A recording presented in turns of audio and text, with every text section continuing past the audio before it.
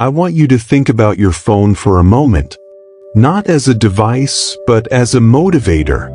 It wakes you up, it tells you the weather, it suggests what to listen to on your commute, it tracks your steps, it reminds you of your friend's birthday, and it helps you wind down at night. We have never had more technology dedicated to motivating us, to optimizing our lives, and to connecting us with others. And yet, rates of anxiety, burnout, and loneliness are soaring.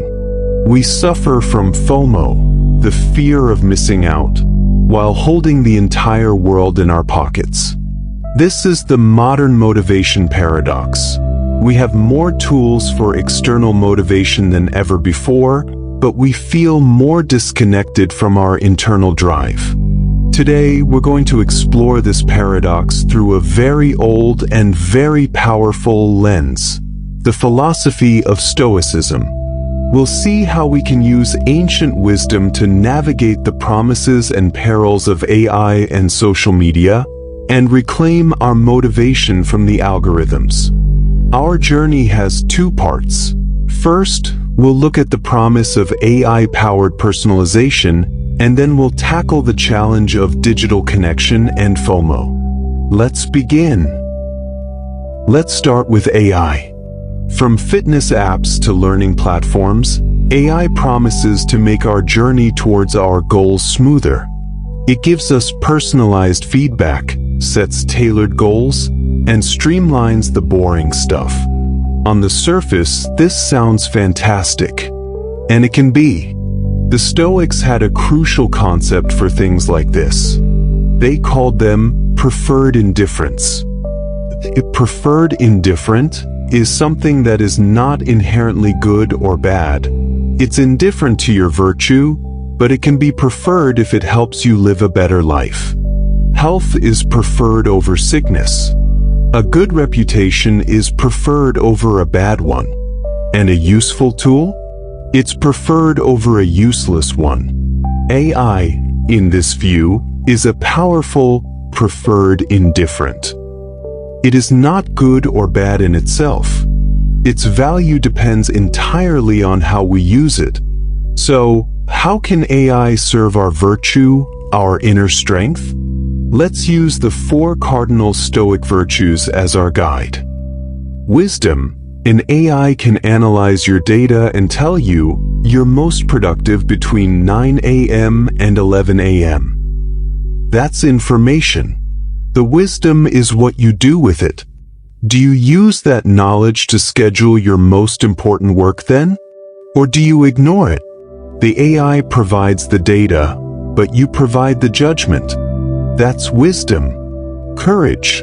Courage isn't the absence of fear. It's acting in spite of it. An AI language tutor can break down the daunting task of becoming fluent in Spanish into a daily 15-minute lesson. It makes the first step less scary. It builds a bridge across the chasm of overwhelm. The AI provides the path, but you must take the courageous first step.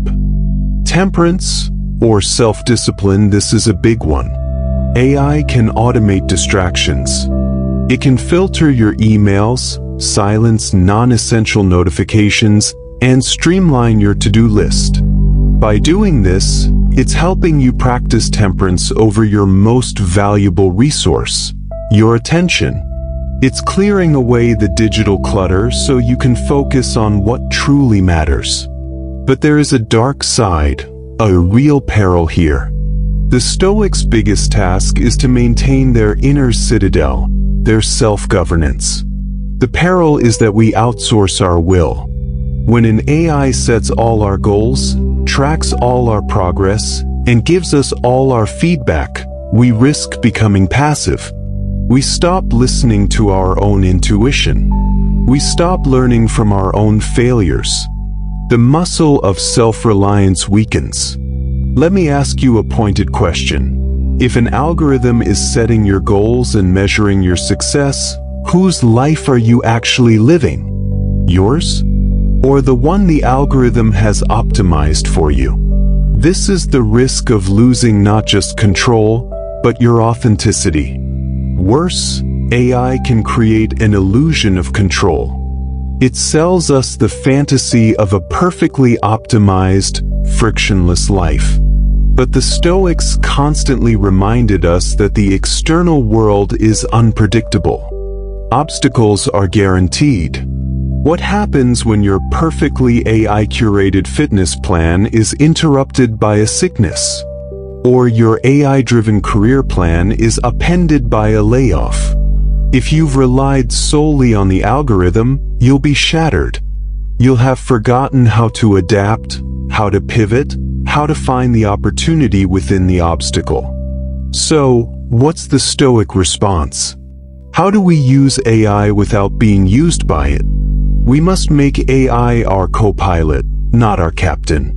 The co-pilot handles the systems, the navigation, the data.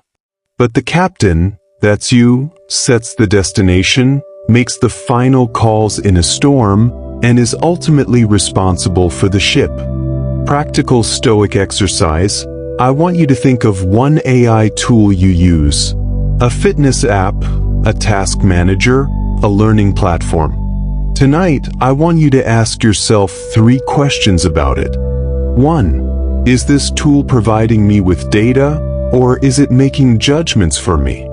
2. Am I using it to enhance my own decision-making or to replace it? 3. When this tool eventually fails or gives bad advice, and it will, am I prepared to take back control? Use AI for the what, the logistics, the how. But you must always be the one in command of the why. Your why must be rooted in your virtue, not in an algorithm's efficiency metric. Part 2. Digital connection and FOMO, fortifying your inner citadel. Now, let's turn to the social world. Social media, digital connection, and that gnawing feeling we all know. FOMO, the fear of missing out. If AI is a preferred indifferent, social media is its more chaotic and dangerous cousin. It is an engine designed to provoke what the Stoics called the passions, the unhealthy, excessive emotions that disturb our tranquility. Envy, anxiety, desire, and fear. Let's be honest for a moment. We've all felt it. That sinking feeling when you see photos of a party you weren't at. The quick scroll through a former colleague's perfect vacation while you're sitting on your couch in sweatpants. It's a universal pinch of inadequacy. So let's break down FOMO with a core Stoic principle, the dichotomy of control. The Stoics believed that the root of suffering is trying to control what is not in our power. So, let's apply it. When you feel FOMO, what are you actually fearing? You're fearing that others are having a good experience, and you are not. You're fearing that you are lacking a good. But here is the radical Stoic truth. That party, that trip, that social event, it is an external. It is not a true good. It is outside your control. Not under your control. Who is at the party, what they're doing, how many likes their photos get, whether you were invited. Under your control, your judgment about the event. Your decision to not let it disturb you. Your choice to use your time in a way that aligns with your values. FOMO is a desire for an external good. But the Stoics tell us that the only true goods are our own virtues. Your self-worth cannot be found in a curated feed.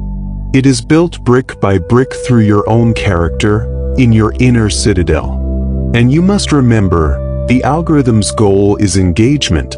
Your goal is tranquility. These are not the same thing. It is designed to show you what you're missing to keep you scrolling. You are comparing your behind-the-scenes reality to everyone else's highlight reel. So, how do we fight back?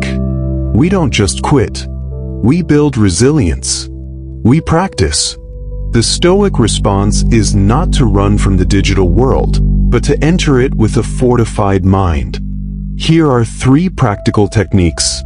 1. Practice the view from above. This is a powerful Stoic meditation. The next time you see a post that triggers envy or anxiety, pause. Imagine zooming out from your phone. See yourself in your room, then your city, then your country, then the planet, a tiny blue dot in the vastness of space. How significant is that single post now?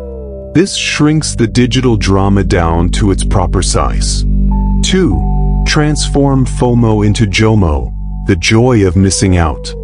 JOMO is the Stoic's secret weapon. It is the profound tranquility that comes from knowing you are spending your time and energy according to your own purpose.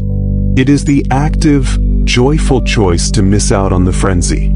It's the peace of turning off notifications to finish a project you care about.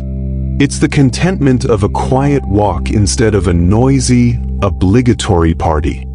JOMO is the embodiment of the virtue of temperance, choosing what is sufficient for you and finding joy in it. 3. Actively cultivate non-digital connections. Stoicism is a philosophy of action. It's not enough to just think about being less distracted. We must actively build meaningful connections. This is the virtue of justice, our duty to our community. I challenge you to this. Schedule analog. Deliberately plan one real-world connection this week. It could be a coffee with a friend where phones are put away, a walk in the park without headphones, a board game night, a handwritten letter. In that space, practice being fully present. Listen not to reply, but to understand. This is how we build the real, deep social fabric that no algorithm can provide. So, let's bring it all together. We began with a paradox: more motivational technology, yet less inner peace. We've seen that AI can be a powerful co-pilot for our journey, helping us with wisdom, courage, and discipline, but only if we remain the captain of our own ship. We've seen that the digital social world, with its FOMO, is a direct assault on our tranquility, but we can fight back by understanding that the algorithm's goals are not our own, and by actively cultivating the joy of missing out and real-world connections.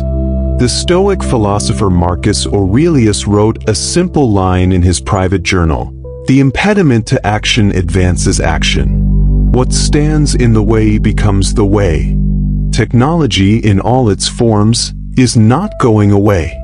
It is the modern obstacle to our attention, our focus, and our self-worth. But for the Stoic, the obstacle is the way. The constant distractions are the way to practice focus.